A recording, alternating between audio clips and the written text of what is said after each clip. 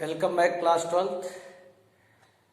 Now we will move to exercise 12.2 of linear programming in which word problem, language problem are given to you. अभी तक आपने सीखा कि आपको एक सिंगल इनइक्वालिटीज दी रहती थी या दो इनइक्वालिटीज दी रहती थी या तीन इनइक्वालिटीज दी रहती थी। तो उन दिए हुए इनइक्वालिटीज के अंदर आप कैसे मैक्सिमम या मिनिमम वैल्यू फाइंड आउट किया करते थे। यहां पर first of all you have to make the inequalities and after that you have to draw the graph, shade the region and find the maximum और मिनिमम वैल्यू। जैसे कि substitution method, elimination method, cross multiplication of linear equation in two variable आप किया करते थे। पहले तो आपको मेथड सिखाया जाता था कि किस मेथड से सॉल्व होते हैं, और उसके बाद लैंग्वेज प्रॉब्लम के ऊपर, एज के ऊपर, नंबर्स के ऊपर एंड सो मेनी थिंग्स के ऊपर लैंग्वेज प्रॉब्लम होती थी। So first of all we will take our question number 1 of exercise 12.2 and the first question is that Reshma wishes to mix two types of food P and Q in such a way that vitamin contents of the mixture contains at least 8 units of vitamin A and 11 units of vitamin B। Reshma दो type के food ले रही है P and Q। इसमें आपको minimum cost of mixture निकालना है, minimise करना है। मैंने मान लिया है कि जो पी फूड है उसकी क्वांटिटी है x kg। kg क्यों माना है? क्योंकि यहां पर जो विटामिन ए का कंटेंट दिया है, विटामिन बी का कंटेंट दिया है, या जो कॉस्ट दिया है दैट इज पर kg।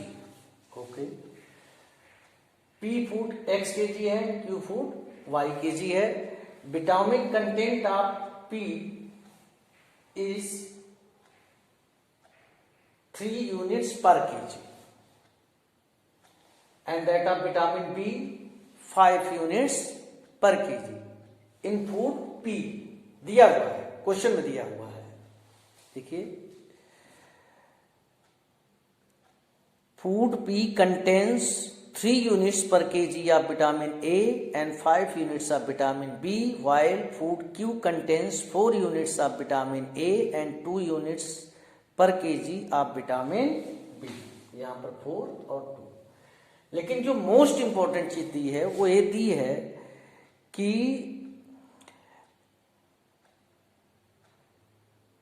In such a way that vitamin contents of mixture contain at least 8 units of vitamin A. At least 8 units of P और क्यू दोनों फूड से।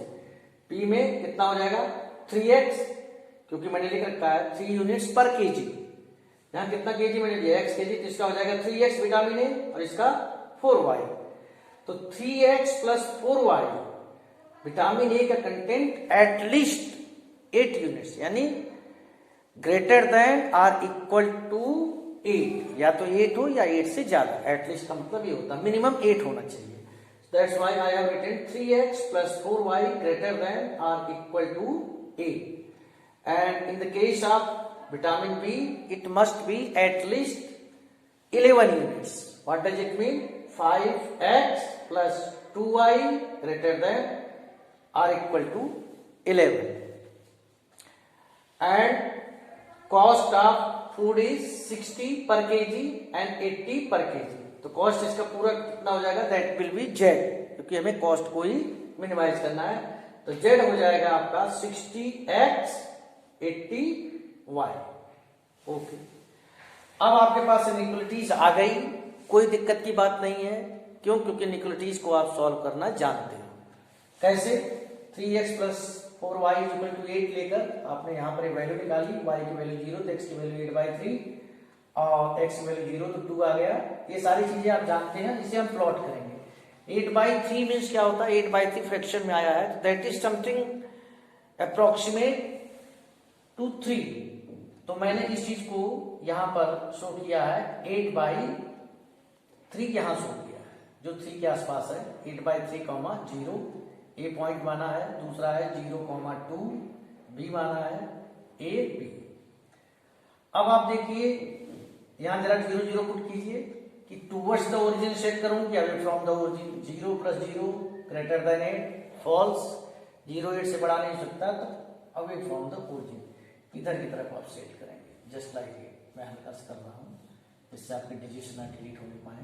ओके, अब हम दूसरी लाइन पर आते हैं, इसको प्लॉटिंग करेंगे 11/5 कॉमा मीन्स 2 से थोड़ा सा ज्यादा, ये मैंने 11/5 0 इस पॉइंट सी को ले लिया है एंड 0 11/2 5.5 होता है, ये चीज यहाँ है, इसको मैंने डी ले लिया है, ये हमने कर दिया। अब इसमें भी देखेंगे टूवर्ड्स द ओरिजिन और अवे फ्रॉम द ओरिजिन, किसको सेट करना भाई, 0 + 0 ग्रेटर देन और इक्वल टू 11 फॉल्स है, अवे फ्रॉम द ओरिजिन, तो दूसरी वाली लाइन का भी अवे फ्रॉम द ओरिजिन हम इसको सेट करेंगे ऐसे।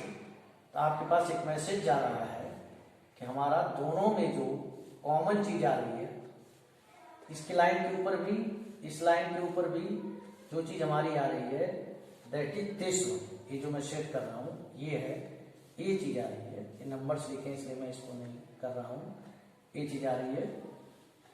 अब इस एरिया को कवर करने वाले पॉइंट्स कौन कौन से हैं ये भी आपको फॉर्म, देखिए पहली बार अनबाउंडेड एरिया आया है, हालांकि अनबाउंडेड एरिया आपके सिलेबस से डिलीट कर दिया गया, फिर भी आप समझिए अनबाउंडेड एरिया आया है क्योंकि ये जो शेडेड पोर्शन शो कर रहा है वो पॉइंट्स हैं A, E and D, B point और आपका सी पॉइंट डिलीट हो गए हैं क्योंकि अनबाउंडेड एरिया में ये चीज कॉमन आ रही है, ए ई, ये क्या है, ए इज 8/3, 0, ई इज, ई क्या है आपका 2, 1/2 एंड डी क्या है आपका 0, 11/2, जेड आपका क्या है 60x + 80y। वैल्यू रखिए, यहां पर क्या आएगा जब 8/3 रखेंगे 60 × 8/3 + 0 160 आएगा भाई, यहां पर रखिए 60 × 2 + 80 × 1/2, this is also equal to 160 and z is equal to 60 × 0 + 80 × 11/2 440। Question में आपसे पूछा गया है determine the minimum cost of the mixture, minimum कर रहा है तो मिनिमम वैल्यू आपकी 2 है, एक तो 8/3, 0 पर, एक 2 होल 1/2 पे, लेकिन यहां पर अनबाउंडेड है, अनबाउंडेड के केस में हम स्पेशली क्या करते हैं वो मैं आपको बताने वाला हूं। अनबाउंडेड है और 2 वैल्यू पर इसकी मिनिमम आ रही है, तो ये जो अनबाउंडेड मिनिमम वैल्यू कितनी आ रही है, मिनिमम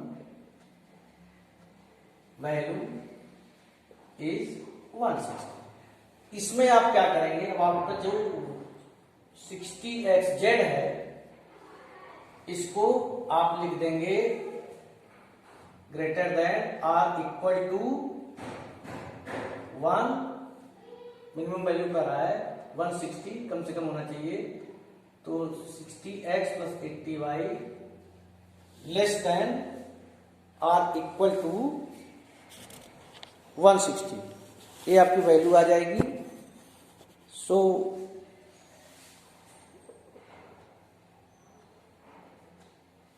मिनिमम के लिए इससे कम या तो 160 करो या इससे कम आपको प्रोड्यूस करना है, मतलब जो मिक्सचर का जो कॉस्ट आना चाहिए या तो 160 आए, 160 से कम।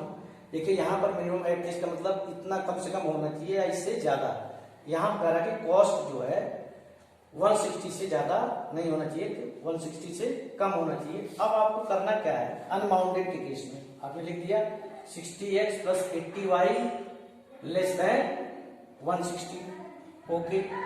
अब आप क्या करोगे, इसे छोटा कर लो, 0 काट दो, तो किसकी भी प्लॉटिंग करके हमें एक चीज चेक करनी है, 2 से भी कर सकते हो, अनबाउंडेड केस में केवल ये करते हैं, ओके। अब आप देखिए इसकी प्लॉटिंग कीजिए, जैसे हमने बाकी क्वेश्चंस में किया है। अगर आप y0 रखोगे तो x आएगा 8/3, यानी एक पॉइंट तो यही हो गया आपका। ओके, दूसरा, अगर x0 रखोगे तो y की वैल्यू आएगी 0, 2, यानी आपका जो दूसरी लाइन आ रही है उस बिल्कुल यही लाइन आ रही है, बट एक फर्क है, ध्यान से देखना। ये जो लाइन आपने बनाई है इसमें जब 0, 0 पुट करोगे आपका फिजिकल रीजन ये वाली चीज है, और इसका भी लाइन यही आया है, लेकिन जब इसको आप 0, 0 करोगे तो 0 + 0 < 160 विच इज ट्रू, यानी कि ये किधर सेट होगा, इधर। यानी जब आपका आ जाए अनबाउंडेड के केस में आपकी मिनिमम या मैक्सिमम जो भी वैल्यू पूछी गई है, पहले उसको आप जेड के साथ लगाइए, जेड की जो वैल्यू है उसके साथ उसकी इनइक्वालिटीज बताइए। जैसे यहाँ पर मिनिमम पूछा गया है, मिनिमम 160 तो 60x + 8y मस्ट बी < 160, ऐसा बोल दिया, 60x + 8y < 160, और फिर इसका ग्राफ प्लॉट किया और इसको सेट किया, ये आएगा टूवर्ड्स द ओरिजिन। अगर ये प्लॉट जो रीजन आ रहा है उस फिजिबल रीजन में कॉमन नहीं आ रहा है, इसका मतलब मिनिमम वैल्यू एग्जिस्ट करती है। लेकिन अगर कॉमन आ जाता है, ये वाला एरिया जो हमने सेट किया है अगर इसी फिजिबल रीजन के साथ कॉमन आ जाता है, यानी इसके पॉइंट्स इसके साथ कॉमन आ जाते हैं, तब आपका कोई भी मिनिमा या मैक्सिमा एग्जिस्ट नहीं करता। और ये काम हम केवल करते हैं जब अनबाउंडेड दिया हो। देखिए यहां तक प्लॉट करने में आपको कोई दिक्कत नहीं आएगी। क्यों? क्योंकि ये सारी प्लॉटिंग कर लेंगे, अनबाउंडेड आ गया, उसके बाद मैक्सिमम मिनिमम वैल्यू भी निकाल लेंगे। मिनिमम वैल्यू 2 पर एग्जिस्ट कर रहा है, 160, 160, 8/3, तो जो मिनिमम वैल्यू है उसे आप जेड के इक्वल रखिए < 160 करके, इसका भी स्ट्रेट लाइन खींचिए, स्ट्रेट लाइन खींचने के बाद सेट कीजिए। अगर इसका सेट किया हुआ पोर्शन इसके साथ मिक्स नहीं हो रहा है, कॉमन नहीं आ रहा है, इसका मतलब मिनिमम वैल्यू एग्जिस्ट करती है। कहां से कहां तक? Line minimum value exist between points joining what 8/3, 0 and 2 whole 1/2, 2 whole 1/8/3, 0 and 2 whole 1/2। यहां पर एक चीज और आपको लिखना पड़ेगा, no region is common with feasible region. जो आपका फिजिबल रीजन था unbounded region, so minimum value exist between and minimum value is equal to हो जाएगा इज इक्वल टू 160। यही चीज मैं आपको बताने की कोशिश कर रहा हूं कि हटा तो दिया गया अनबाउंडेड वाले में, लेकिन अनबाउंडेड वाले में आप इसकी प्लॉटिंग करेंगे। अगर कोई पॉइंट कॉमन नहीं आ रहा है फिजिबल रीजन के साथ तो इसका मिनिमम एग्जिस्ट करता है, और उन पॉइंट अगर यहां पर कॉमन आ जाता तो नो मिनिमम और मैक्सिमम एग्जिस्ट, ये आप तुरंत डिक्लेयर कर देते हैं।